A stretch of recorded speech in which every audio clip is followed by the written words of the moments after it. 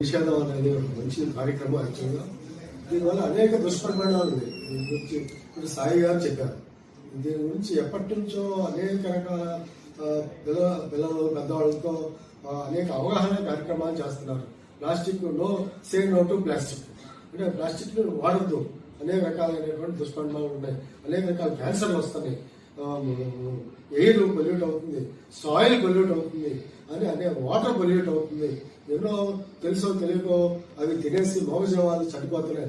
అనేక రకాలైనటువంటి ఈ ఇబ్బందులు పడుతున్నటువంటి ఈ ప్లాస్టిక్ ని మనం నిషేధించాలి. ఎంత చదువుకుని మనం ప్రతి ఒక్కరు కూడా మన దగ్గరలో ఉన్నటువంటి గ్రామాలని, దగ్గరలో ఉన్నటువంటి అనేక తెలియకుండా ఈ ప్లాస్టిక్ సంచే కదా ఈజీ జేబులు పెట్టేసుకోవచ్చు, అంటే సులభంగా వాడచ్చు అనే ఒక రాంగ్ కాన్సెప్ట్ ని మనం రూపుమాపటానికి గౌరవ పెద్దలు రంగసాయి గారు, ఇంకా తదితరులు మా కత్తిమండ ప్రతాప్ గారు, ఇంకా వారి ఆధ్వర్యంలో అనేక సేవా కార్యక్రమాల్లో భాగంగా ఇది కూడా పిల్లల్లో పెద్దల్లో చైతన్యం తీసుకురావాలని ఒక సదుద్దేశంతో అన్ని కళాశాలలతో సమకూర్చుకొని ఎన్ఎస్ఎస్ వాలంటీర్స్, ఎన్సీసీ వాలంటీర్స్ వీళ్ళు కూడా వాళ్ళే యాక్చువల్గా సమాజంలో గ్రాస్ రూట్ లెవెల్కి వెళ్ళి సమాజాన్ని ఆ కమ్యూనిటీ డెవలప్మెంట్ ప్రోగ్రామ్ లో పాల్పంచుకునేది వాళ్ళే.